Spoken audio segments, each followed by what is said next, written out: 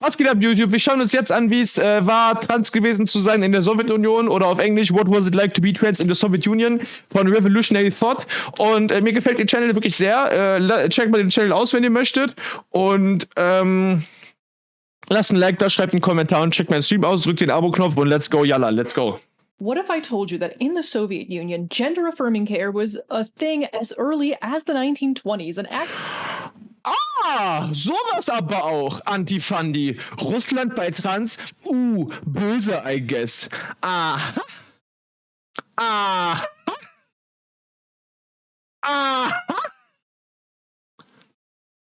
Meine Phrase, Alter. Ja, nochmal von vorne hier. Nochmal für die in der hinteren Reihe, die denken, die Sowjetunion, das ist quasi Russland und Russland ist das Orkland und da ist es mit den Menschen immer scheiße gewesen. Ja, nee, guck mal jetzt, guck mal, Symbol ist schön, dass du da bist, aber like, guck. What if I told you that in the Soviet Union, gender-affirming care was a thing as early as the 1920s and actually... Sowas aber auch, Baby Girl. Wait, wo sind meine Alerts? Kind of a thing throughout the majority of its lifespan. For example, in So, da sind meine Alerts. the 1920s, Soviet doctors got together to help determine how the Justice Commissariat should proceed in the case of a man wanting to live life as a woman, and ultimately decided that, yeah, that's fine. Go ahead, girl.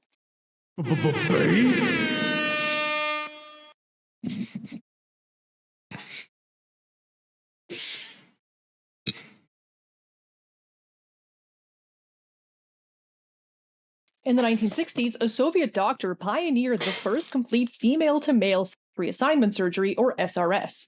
The first Sex Reassignment Surgery gab's in der Sowjetunion. Crazy Tech, oder warte, in der Sowjetunion? Oder weil ich dachte, in der Weimarer Republik wäre das unter diesem, wie hieß der Doktor nochmal? Hirschstein oder so? Der das auch schon gemacht haben soll? Die aber leider von den Nazis aufgehalten wurde.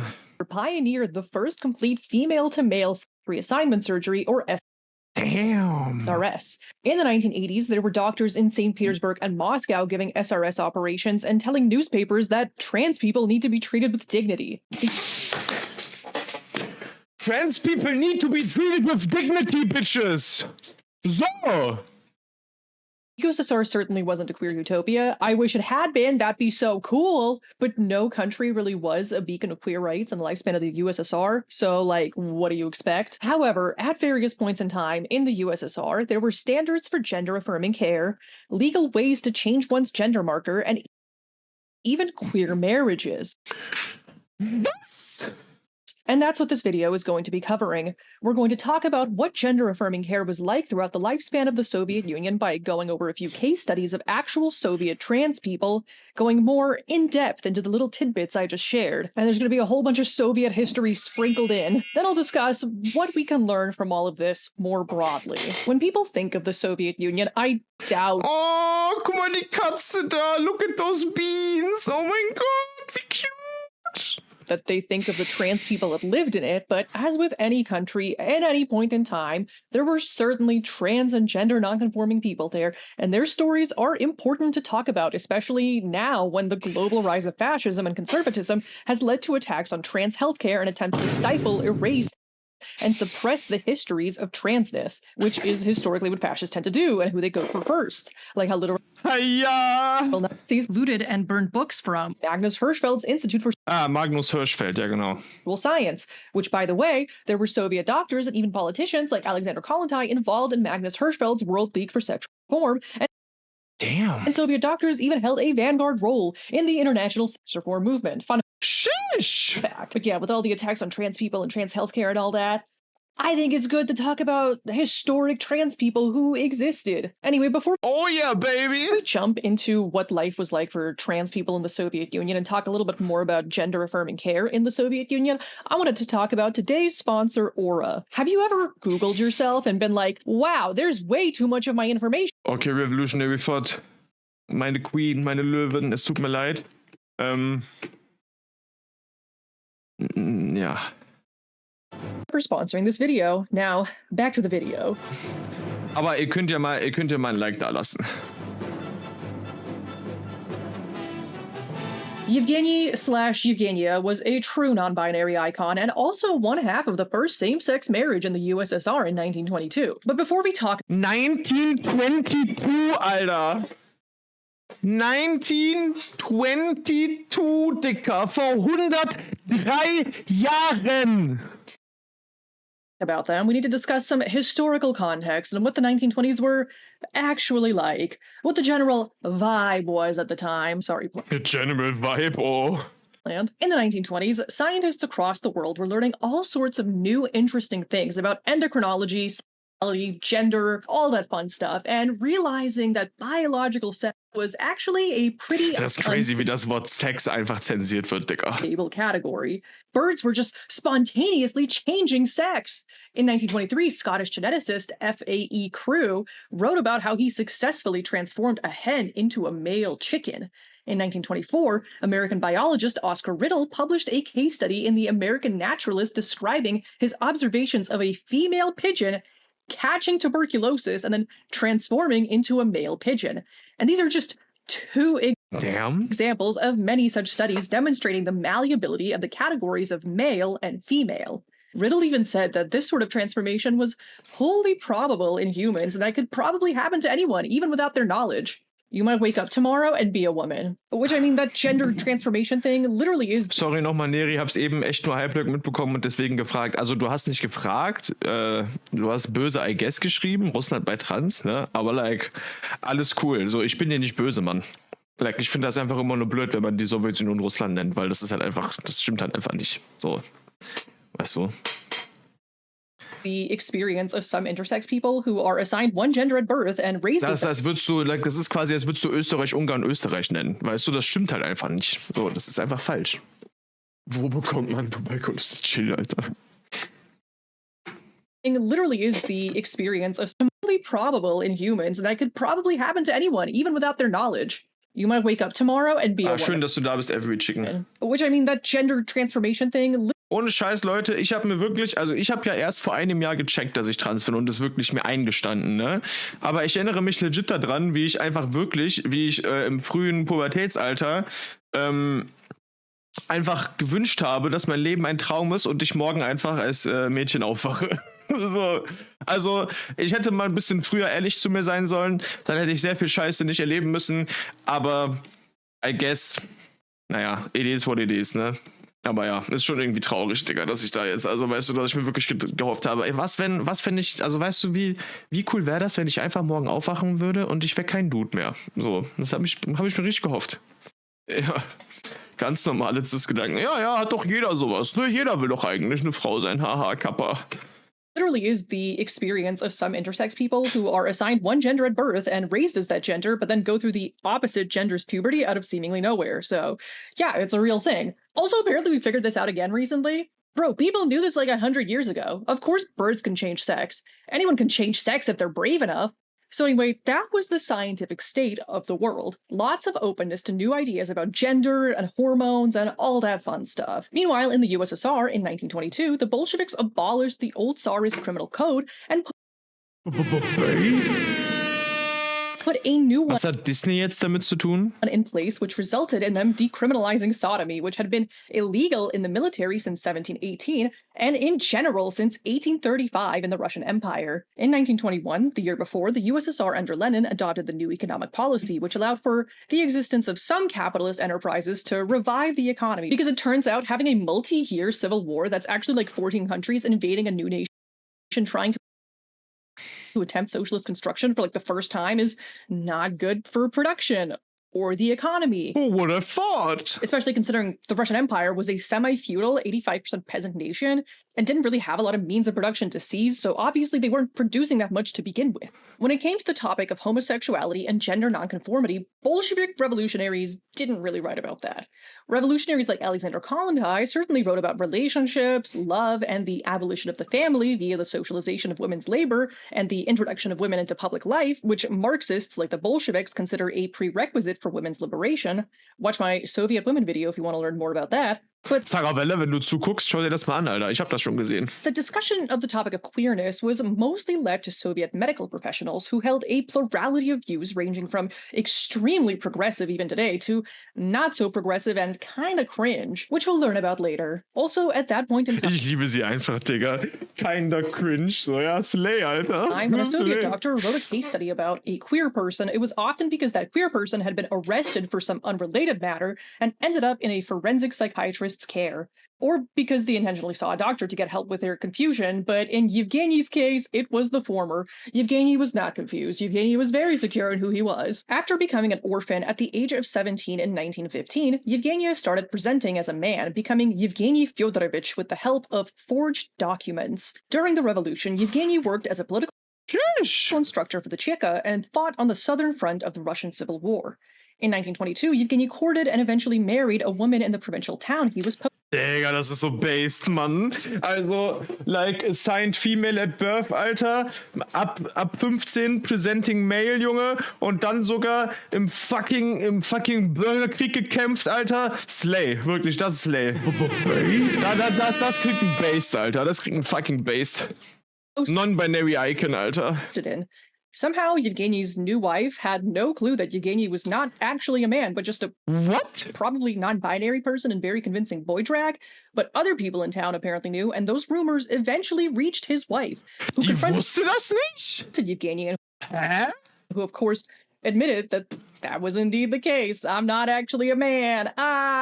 The rumors also reached the local authorities, who attempted to charge Evgenii with a crime against nature, but their poorly With a crime against nature, Digga. constructed case failed, and the Commissariat of Justice ultimately recognized the marriage as legal because it Yeah! was concluded by mutual consent, Woohoo! which is how the Soviet Union became one of the first countries to ever have a legal same-sex marriage in 1922.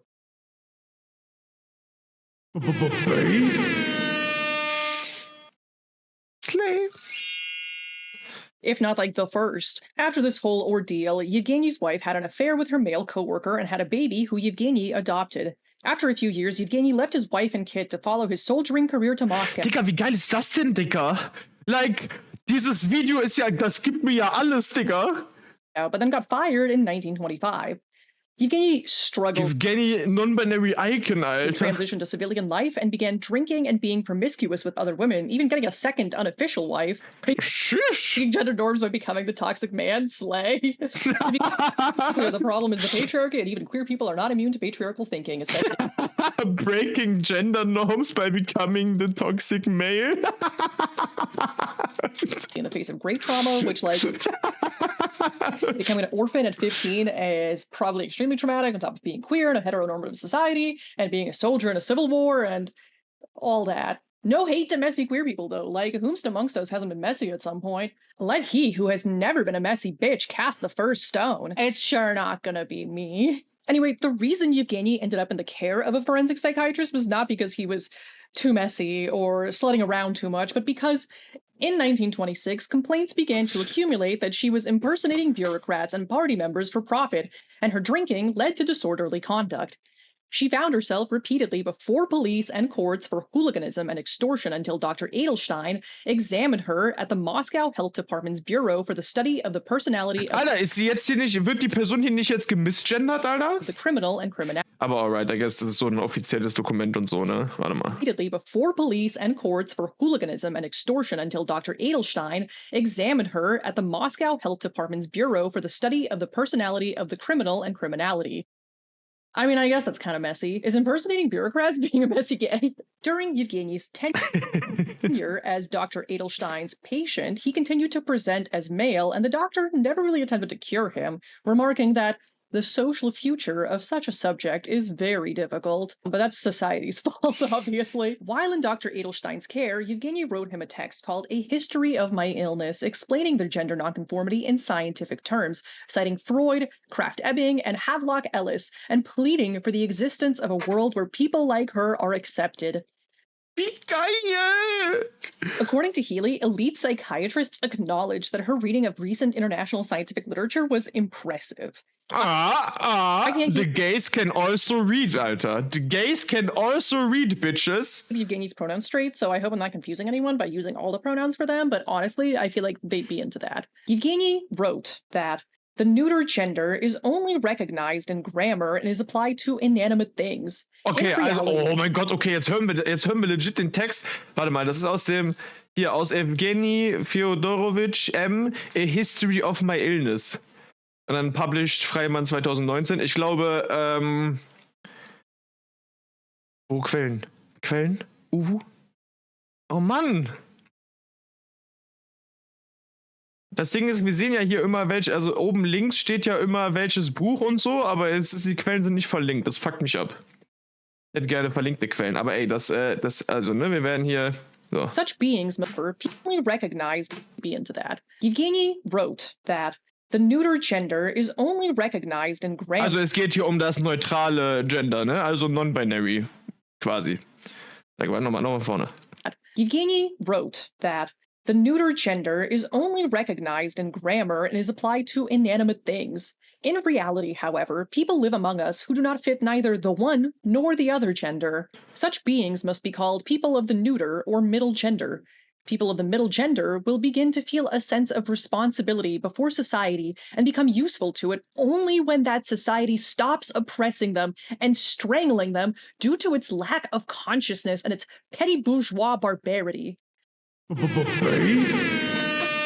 Petty bourgeois barbarity, Alter? Digga, wie geil ist das denn, Mann? Okay, Alter, das ist ja mega geil.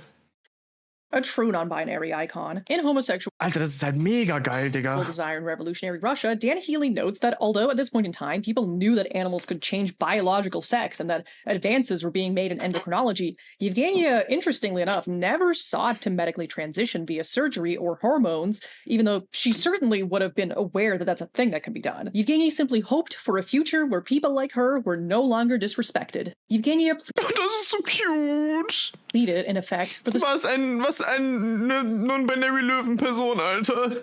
Like, holy fuck. Digga. Crazy. social and political rights of the intermediate sex, using arguments consciously borrowed from the essentializing scientific justifications of homosexual emancipationism. Her assumption of a male gender persona, one traditional way for the ambiguous to order their position in the world, was thus transitional, for she envisioned a world in which gender and sexual ambiguity would be understood by medicine and respected in a knowledgeable society. The revolutionary faith in science to end archaic moral strictures and to bring rationality to human sexual relations was a powerful tool, not only in the hands of Bolshevik legislators and medical practitioners, but in the hands of ordinary individuals who manipulated it to justify their own desires. I don't have the full text that Evgenii wrote, but Healy does give us a few quotes directly from it. Professor Freud justly points out that people who are in a sexual sense perverted ought not to be considered degenerates. No one can consider people of the intermediate sex physically or mentally ill. One may count among the number of men with an abnormal deviation of sexual desire leading writers Oscar Wilde, Whitman, Verlaine, artists Michelangelo, and musicians Tchaikovsky. And this clearly proves that it is impossible to dismiss people of the intermediate sex to the category of the mentally and psychically disturbed. It would be Slay, Alter! preferable when judging homosexual persons, homosexualne люди, if their personality and mental capabilities were taken into account before all else, and not their actions, which are a private matter, частное дело. Just as for normal people. I mean, hey, those are sound arguments. Slay. Anyway, when I read about Evgenii or read his writing, I feel like Digga, das ist halt so crazy, ne? Ich gehe crash out what could have been, what could have been. Nein. What will be, ugly. What will be, you know? Alter, ist das Video geil, Mann. Das Video geht richtig steil. Wirklich, das finde ich richtig geil, Digga. Oh mein Gott, das ist voll cool. So, F in Chat für die Sowjetunion, Alter. Ich mach mit. Ja. a lot in common. an argument, slay. Anyway, when I read about Evgenii or read his writing, I feel like we have a lot in common as queer mad Soviet communists. Not that I'm from the Soviet Union. I mean, I'm from the former Soviet Union, so close enough. My parents Slay. are from the Soviet Union. Slay. Not that I'm a non-binary, he, him, any, all lesbian. I'm a non-binary, they, them bisexual. Oh shit, ich hab sie misgendert, Leute. Oh no. Slightly different, but close enough. I just find Evgenii very cool and interesting, even though Dr. Ich hab they misgendert. Scheiße. Ich hab's schon wieder getan. Edelstein was basically like, No! this text clearly proves that this subject is a little delulu and insane, which, like, okay, and? Is it really that insane to think that people who others think are a little weird would one day be accepted instead of being smothered by petty bourgeois disrespect? Is it insane to love women? Meh, war ein Start, aber trotzdem F-Bieter. Ich respektiere das. So, ich weiß ja, wie Anarchos generell von jedem Staat denken so und ich respektiere den Hustle und das Grindset, ne, weißt du, wie ich meine? Aber wer kann sich dieses Video angucken und nicht sagen, dass das fucking based war? Also wenigstens in dem Aspekt. So. That sounds super reasonable to me. Comment down below if you love women. Me personally, I'm a fan of women. Getting a peek into Evgeny. I love women and I love this video. Thank you so much for putting all the work in. This really brightened my day.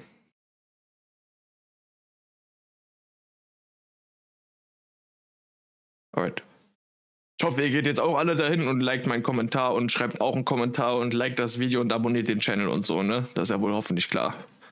His writing also shows us that a lot of the ideas we have and the topics we think about right now are not new. They're not new inventions. A lot of discourse is ancient, even though this is like 100 years old, which isn't ancient, but still. And when you study history, you learn how all of these things that we're thinking of and discussing right now are basically just reconfigurations of the same stuff other people already thought about and discussed before. It's also just a nice reminder that non-binary people have always existed and always will. I mean, that's not the term that was used at the time, but still. According to Soviet historian Ena Staying ugly doesn't deal. Kinti, when discussing these queer Soviet subjects of the 1920s and early 30s, we're talking about a generation of people whose homosexuality, while it was still conceived in primary medical terms, was not a reason for self-suppression, was not perceived as an illness to be cured, but was instead conceived as an integral part of their identities. Many of them counted on the idea that the new government would not just tolerate them, they hoped it would treat them as legitimate participants in the socialist project because, as one of the men I'm researching wrote in the mid-1920s, the majority of us fought for this government from the very first moments of its existence, and they had good reason to believe that. Oh nein, ich spüre, dass das, oh nein, ich spüre, dass es einen bösen Turn nehmen wird, Alter. Eigentlich, wo hast du denn hier einen Kommentar geschrieben, Alter? Ich sehe das nicht. Warte mal.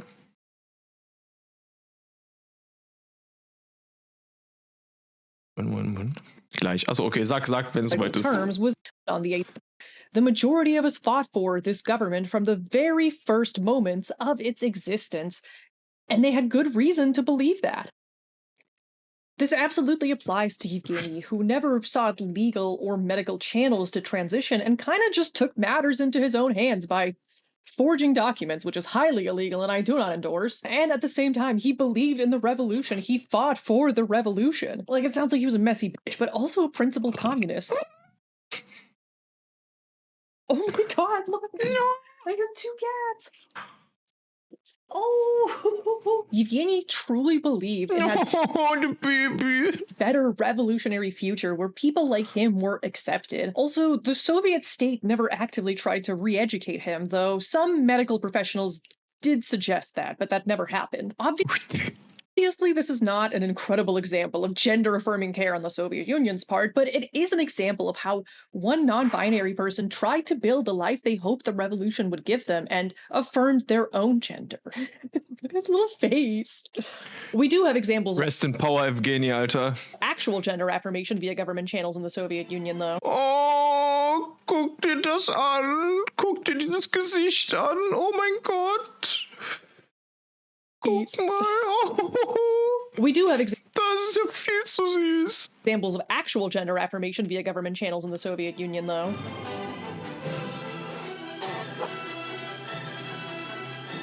In January and February of 1929, the Expert Medical Council met up at the behest of the Health Commissar to help the Justice Commissariat formulate Warte, a in welchem Expert Jahr? Medical Council met up at the behest Okay, 29. of the Health Commissar to help the Justice Commissariat. Oh, das musst du dir mal vorstellen, Alter. Like 29, Alter. So 10 Jahre bevor der Zweite Weltkrieg ausbrach, war die Sowjetunion schon so am Ballen, Alter, was Queer-Sachen angeht. So, like, shish. Formulate a response to Citizen Kamenev, a trans woman from the Tatar ASSR, in Ja! a request for a sex reassignment. Their ultimate decision of, yeah, that's fine, go ahead, girl, which I mentioned earlier in the intro, is absolutely interesting, but before we get there, we have to go over the journey that got us there and how the doctors actually discussed this case. Obviously, it started with a trans woman making a request to the Wo waren die Menschen schon? Was meinst du? Justice Commissariat to legally trust this case. Obviously, it started with a trans woman making a request to the Justice Commissariat to legally change her gender marker from male to female. Because there was not really a law in the books, or a medical standard, or anything like that for dealing with the issue of gender transition specifically, the Justice Commissariat had to ask the Health Commissar, Nikolai Samashko, to advise because issues of sex and gender were considered to be the domain of medical experts, if you remember. Leslie Feinberg writes in their article, Progress and Regression, Sex and Gender in 1930s USSR, that these deliberations did not demonstrate a uniform view, nor were they devoid of the prejudices or limitations on understanding of that era, but they were taken up with genuine scientific concentration, and the impact of and respect for the work of Dr. Magnus Hirschfeld, leader of the German homosexual emancipation movement, was still apparent in the USSR. Yeah. The February 8, 1929 meeting opened with psychiatrist Brusilovsky claiming that in the USSR, the question of transvestites, which was the terminology back then, was not particularly frequent. Unlike in Germany, though, he pointed out Edelstein's newly published case about none other than Evgenia Fyodorovna, and even read from her history of my illness. During the discussion, biologist N.K. Kaltsov declared that of course, there is no intermediate sex, but rather an infinite quantity of intermediate sexes. And that in humans it occurs very frequently, perhaps more often than among animals. Digga. Again, remember that at this time, everyone was like, whoa, animals just randomly change sex. So to say that about humans made a lot of sense at the time, and still does, because we are once again learning that birds can change sex. Duh. And you can too, if you want. Kaltsov also disagreed with Brusilovsky and stated that maybe people wanting a gender reassignment wasn't as common in the RSFSR, the Russian part of the Soviet Union, but it definitely was in places like Kazakhstan. If you saw my video about why the USSR criminalized homosexuality, which you should definitely watch, this mindset was very much rooted in the patriarchal and great Russian chauvinist idea that feminine men were a marker of backwardsness, whereas masculine women were competent and loyal to the revolution. Kaltsov did also say that Oh Mann, Diggi. Ey, Jupiter, schön, dass du da bist. Stressing females like Evgenii should only marry women under medical supervision because, unfortunately, his wokeness only went so far, but no one really agreed with him at least. A.V. Rachmanov discussed Fucking hell, Dicker. Oh Mann. two cases of masculinized women in the Red Army, one with a husband and kids and one without, stating that both cases were fine and not in need of intervention, and that each issue should be handled on a case-by-case basis. Of course, there's a problem with handling things on a case-by-case basis, especially when you have a giant country that you're in charge of, but we'll talk about that in the conclusion. Clinical psychiatrist Ganushkin also disagreed with Brusilovsky and said that actually the question of transvestites was very frequent in the USSR, even outside the backwards areas, and that he constantly encountered requests for a change of sex. He even said he actually had a female patient under observation in his Moscow clinic who wished to become a man, and that he was concerned about the legal position of doctors attempting sex reassignment surgery. Healy writes that the prospect of changing sex like transvestism thrust the problem of the citizens' registered sex to the fore, and Ganushkin and others present repeatedly expressed concern that doctors could not work independently on such patients. Cooperation with legal officials to enable changes to the individual's officially recorded sex through ZAGS, an agency of the Justice Commissariat, would be required. Equally worrying was the question of doctors' criminal liability in such cases. Kanushkin recounted a 1928 case he reviewed in Moscow's city health department, Mazdrav, of a medical practitioner who changed sex and made women of men and vice versa using rather primitive operations. The case never reached the courts because Mazdrav was able to bury it. Kanushkin probably doubted that this resolution had in fact been the right thing to do.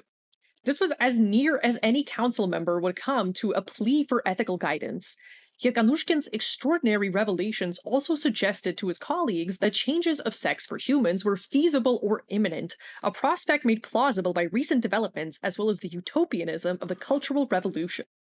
These doctors were literally like begging for guidance on how to handle this issue, but the USSR never really had a unified party line on the topics of gender nonconformity or transness or gender transition, so doctors were in charge of making these decisions. But without a political line to adhere to or an understanding of what was and wasn't legal or ethical, they didn't really know what to do, so everything had to be handled on a case-by-case basis, which sounds extremely bureaucratic and inefficient if you really think about it. As Healy states in Homosexual Desire in Revolutionary Russia, indeed, health officials looked forward to the clarification of the right, prava, of transvestites to enter into marriage with persons of the same sex and the right of doctors to produce operations to change the sex of transvestites.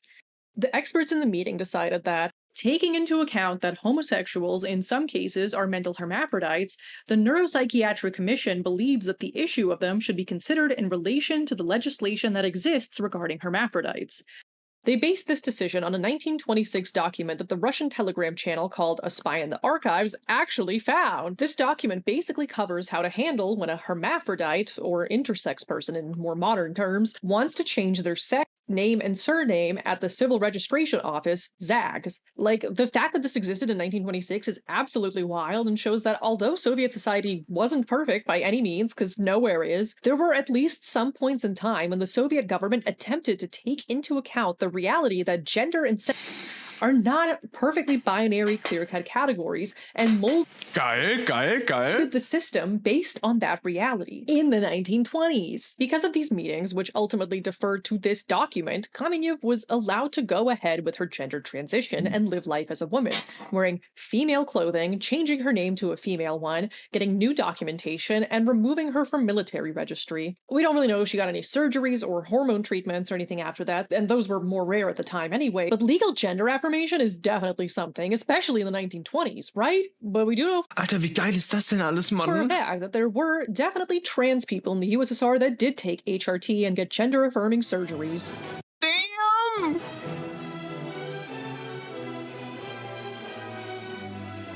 Digga, das ist das beste Video, was ich jemals gesehen habe in meinem Leben, Alter, wirklich. Fortunately, due to a ton of different factors, the Soviet Union criminalized sodomy in 1934. No!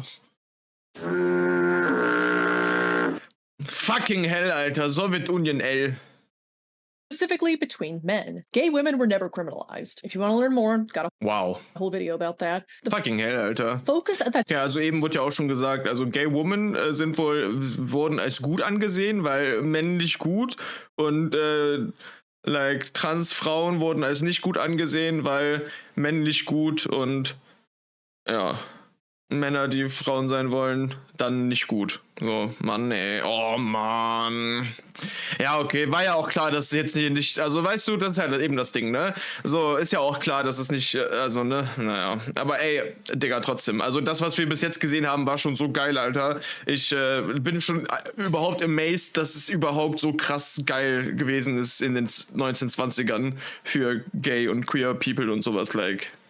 time was on rapid industrialization, the development of heavy industry, and militarizing the nation to defend it from the oncoming world war against the literal Nazis. As a result, scientific research into gender, sexuality, and all that fun stuff was paused. No more official meetings on how to deal with gender Fucking hell, Alter. transition Fucking Industrialisierung, fucking Nazis, Bruder. Always fucking things over. requests. No more doctors writing case studies about their queer patients or publishing their patients' writings. None of that for a while, unfortunately. Of course, there were still trans and gender nonconforming and queer people in existence, obviously, but we just don't have any known record of them as far as I'm aware. Interest in sexuality as a research topic didn't really pick up again until the Khrushchev thaw. Khrushchev. If I call him Khrushchev, would you understand who I'm talking about? Interest in sexology as a research topic didn't pick up until the Khrushchev thaw, though unfortunately through a lens of pathology because it was seen as pointless to study normal sexuality. Also, according to Healy, disputes between various physiological disciplines, urology, gynecology, and endocrinology, for a share of the sexological turf had the effect of undervaluing personal experience and emotions regarding sex in favor of technical interventions designed to correct malfunctions and defects in a mechanistic fashion. Also, the USSR was always kind of in a weird position where it really struggled to attain a state of normality. It started off as a country under attack by the world's imperialist powers and continued to fight off imperialist aggression and the threat of enslavement by the Nazis. Then it spent the remainder of its existence attempting to recover from the trauma of World War II, while continuing to fight off imperialist aggression in the form of the literal Cold War. It was only under Brezhnev that Soviet society finally felt some internal sense of normality. When 27 million of your people die in a world war and then your literal allies turn against you immediately after, it's kind of hard to deal with. Who knew? And the USSR's focus on external threats and internal recovery seems to have shaped Soviet priorities just generally, especially in this case. It makes logical sense that in a country historically focused on defense and remediation, scientists would prioritize diagnosing and treating pathologies over the pursuit of optimal well-being for its populace. That is why, unlike in the GDR, we don't know how often women were having orgasms in the USSR. Probably not as often as the GDR, honestly. Anyway. Ja, okay, also ne, wir wissen ja auch schon von einem der Videos davor, dass Frauen in der DDR mehr Orgasmen hatten als in Westdeutschland. Aber wir wissen nicht, wie viele Orgasmen Frauen in der Sowjetunion hatten. Das ist natürlich sehr belastend. With all that out of the way, let's talk about Ena Kinti. In the winter of 1968, plastic surgeon Dr. Viktor Kalnbers received a phone call from biologist Vladimir Dimitrov asking if he'd take on a patient named Ena, a 30-year-old engineer trying to change her sex from female to male. When Dr. Kalnbers spoke to Ena, she said to not bother trying to talk her out of it because she was convinced that nature had made a mistake, and she wanted Dr. Kalnbers, also ein Transmann, to correct. Hier steht auch, I use she, her pronouns to refer to Ena Kinti pre-transition here for storytelling purposes only, and because every article discussing him referred to him as she, her pre-transition. He was obviously a dude his entire life. That nature had made a mistake, and she wanted Dr. Kalnbers to correct it. She was repulsed by sexual interactions with men and had already tried everything from hypnosis to hormone therapy to overcome this, but literally not. Alter.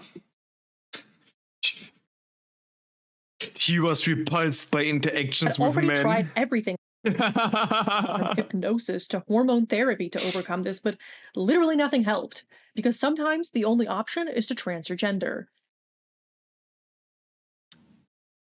Fühle ich sehr hart.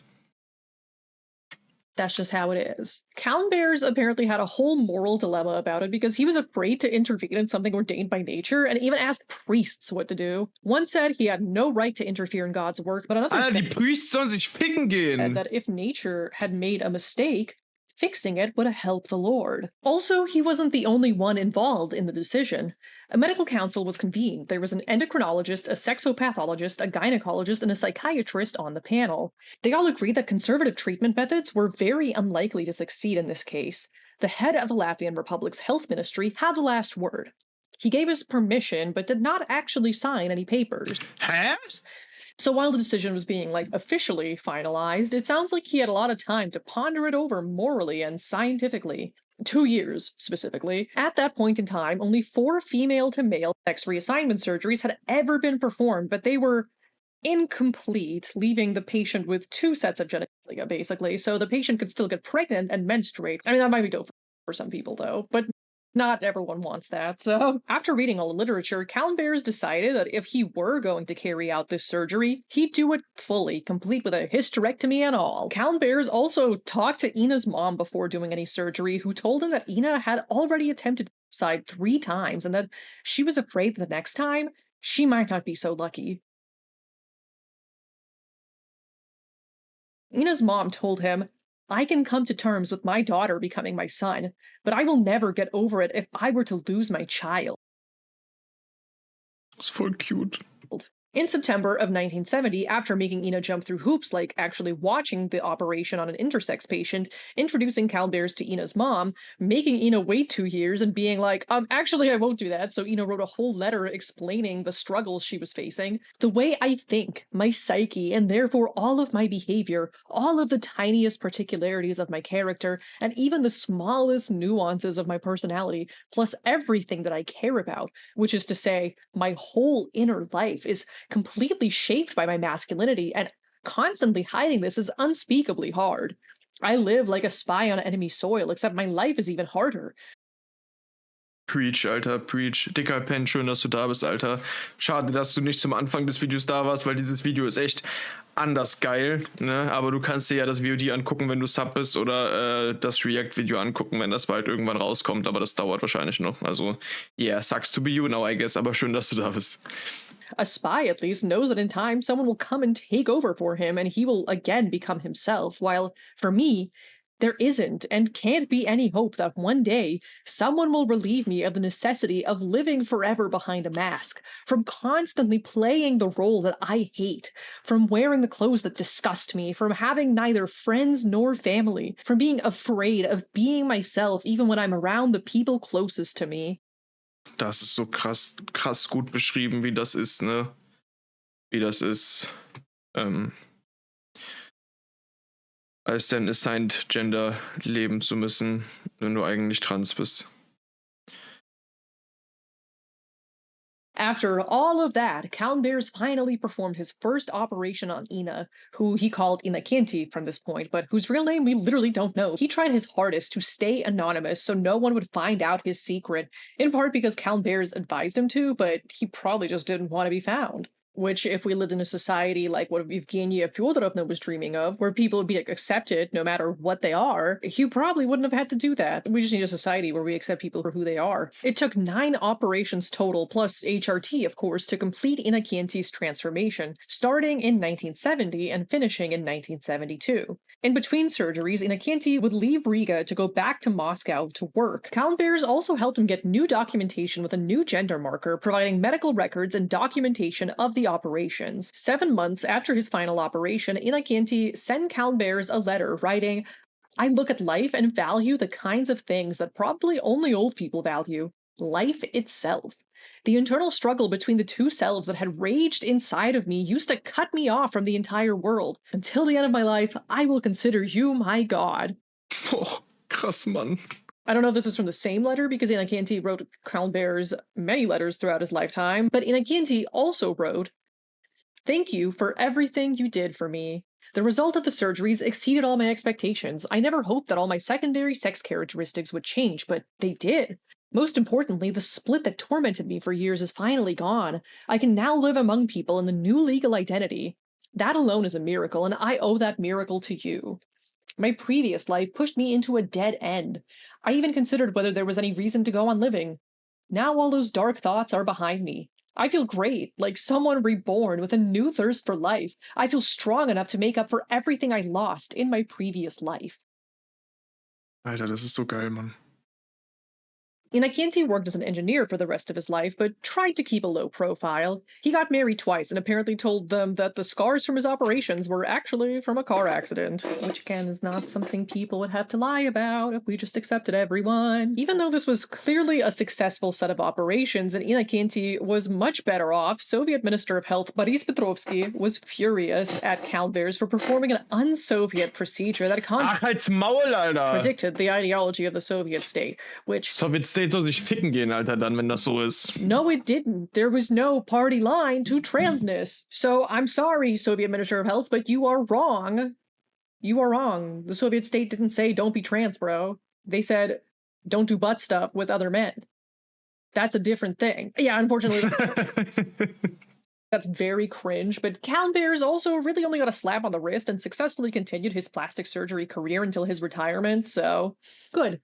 But the procedure was also kept secret for another 20 years, despite being a scientific marvel at that point in time. Also, what's kind of wild is that in 2014, when interviewed by Moskovsky Komsomolets, CalBears said he thinks that they're handing out too many sex reassignment surgeries, but that's also like the only option for some people, like the 5 patients he performed it for.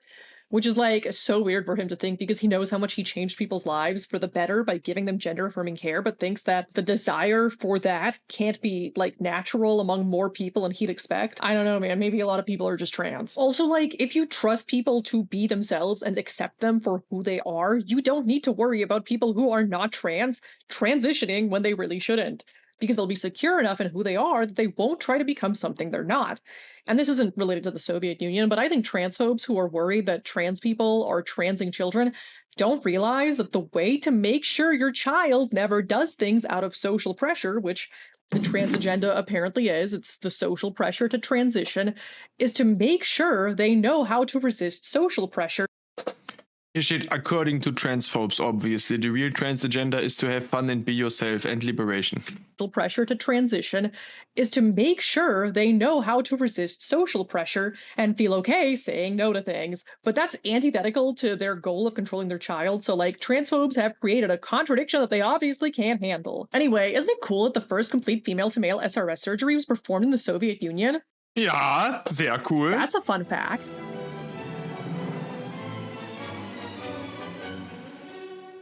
With Perestroika came increased public attention to previously taboo topics. There was a lot more societal openness to topics of gender and sexuality and a lot more discourse about it, once again just as pluralistic as in the 1920s. In 1989, the newspaper Вечерняя Москва published a story about a young woman who requested that Moscow Medical Center turn her into a man. The author of the article wrote that transsexualism is a mismatch between one's biological and legal sex and gender identity.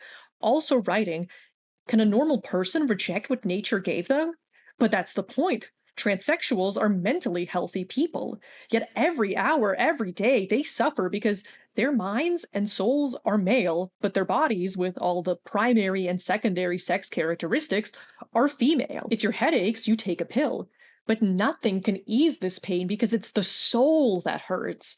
And it won't stop unless decisive steps are taken. By changing these people's sex, doctors are, in fact, saving some of them from suicide. Unfortunately, the subject interviewed in the article, Yura, described his fears and explained that though his parents saw his suffering, they were still against his transition because they're afraid it would mean social death, that I'd have to leave town so no one would recognize me or point fingers. I'd have to start my life over somewhere new.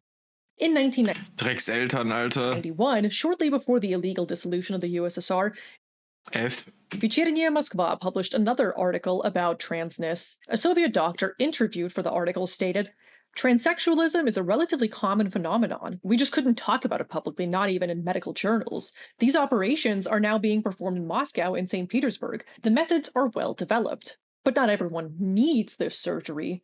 Special medical commissions composed of psychiatrists, endocrinologists, and other specialists decide each case. It's essential that society treat these people with civility, not hostility. The suicide rate among them, especially teenagers, is high. This issue must be addressed on all fronts, medically, socially, and legally. Yeah. Man, it sucks knowing that the Soviet Union was finally taking steps towards treating queer people with dignity after. Ist halt so crazy in der Jugend, ne, wenn du halt. Also weißt du, wenn du dann halt die Pubertät durchläufst und dann halt irgendwie die ganze Zeit das Gefühl hast, Moment mal, I'm going the wrong way, und das ist echt scheiße gewesen, so, ja. Deswegen ist es wichtig, dass es halt mehr Aufklärung gibt und dass es halt auch den Leuten ermöglicht wird, präpubertär, so das zu machen irgendwie, weißt du, wie ich meine? So, das wäre so cool gewesen, hätte ich das bei mir auch irgendwie früher gecheckt und so. Decades of pathologizing and knowing that all that progress got wrecked by capitalist shock therapy and the illegal dissolution of the USSR. It's awful. Hates it.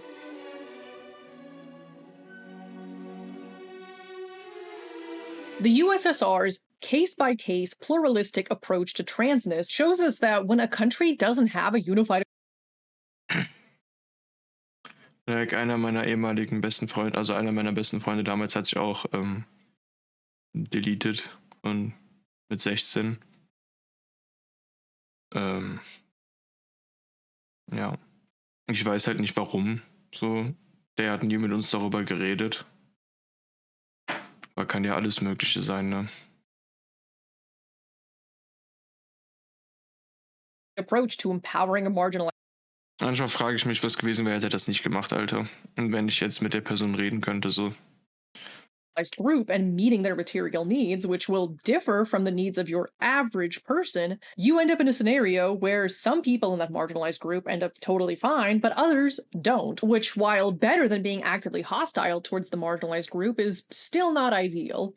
As you can see, some trans people in the USSR, like Kamenev and Ena Kinti, were able to get exactly the results they wanted and the care they needed. However, others were not so lucky and were either forced to stay closeted in fear of the social stigma they would face, or faced violence, or even forced institutionalization as a result of their transition. Though anti-trans violence probably occurred much less frequently in the USSR than in the US today, where there's an epidemic of anti-trans violence and anti-trans legislation being introduced or passed in like every state, which is terrible. You should absolutely fight against that. Like, even if you're not trans, if you support trans people, that supports you too, because when things are good for marginalized groups, they're going to be better for you. The USSR started off with a lot of hope for the future and the acceptance of a plurality of different viewpoints, but any viewpoint that does not affirm the individual's right to be who they truly are is incomplete at best. And I think Soviet ideology didn't fully grasp that. Especially when people like Evgenii, who wrote in his article Proletarian Humanism that homosexuality is a corrupting force and that there is already a sarcastic saying,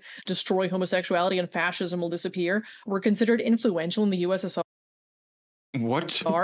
Like, oh, shut up, nerd. Boo, don't tell me what group of people to hate. Let me hate individuals on their own merit, not because they belong to a group someone else told me to dislike. If I hate you, it's because of you alone. Anyway, no one can tell you who you are. Society can't tell you that. The government can't tell you that. Only you can uncover that by living your life and learning what lights you up and makes you want to keep living. And sometimes you find out what that is by finding out what makes you not want to keep living, like we saw in Ena Kinti's case. The Soviets at least believed that a new consciousness would arise from socialist construction, which absolutely happened and which was lost with the illegal dissolution of the USSR.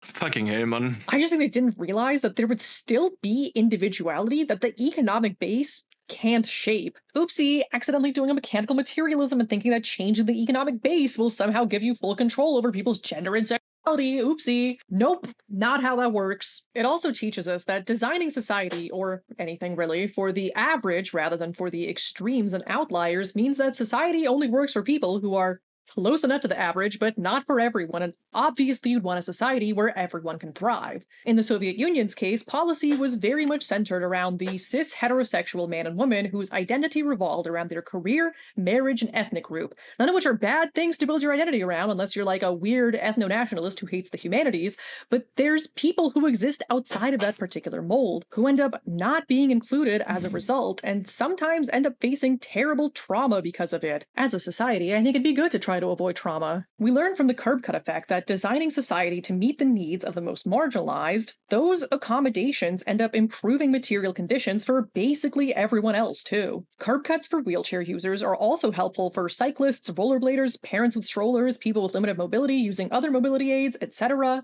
Closed captions, originally meant for deaf and hard of hearing people, are also helpful to those of us with auditory processing disorders, as well as people who are learning a new language, people who have trouble focusing. Ja, legit, Alter. Also ich höre immer mit Untertiteln Sachen, weil ich dann besser zuhören kann, so. Or even people who are currently in a loud environment. In the same way, structuring society around meeting the needs of the most vulnerable populations will make things way better for everyone. We can also learn from Cuba's 2022 Families Code, which passed with 66.85% voting. Cuba #1! In favor that, with the power of participatory democracy and getting people's input about their own experiences, you could actually structure policy and society according to how things actually are and not accidentally deny reality and make things harder for marginalized people. The Families Code affirms the reality that within Cuba there are a multitude of family structures, defining family as something based on affection and emotional ties rather than blood relations. It's also legalized gay marriage, legally enshrined gender equality for all genders, and given more rights to children, the elderly, and the disabled, and way more cool stuff, but that's for a future video. This allows for the typical heterosexual family unit to exist, while also affirming that some families and people don't necessarily fit into that mold, and that's okay because they still have the protections and dignities they need regardless. I don't know if that's exactly the direction the USSR would have gone in, but given the softening of public opinion towards queer people in the 1980s, That was wholly probable, at least eventually, because at some point, as a dialectical materialist, you have to contend with reality, and the reality is that queer people always have existed and always will exist. And if you don't accept reality, people will probably revolt at some point, or at least demand to enact change somehow, because where there is oppression, there will be resistance. And all of that can only be done under a socialist system where workers own the means of production. Thanks for Slay. watching. This video was made possible by my fabulous patrons on Patreon. Digga, ich liebe deren Kanal, Alter. Wirklich.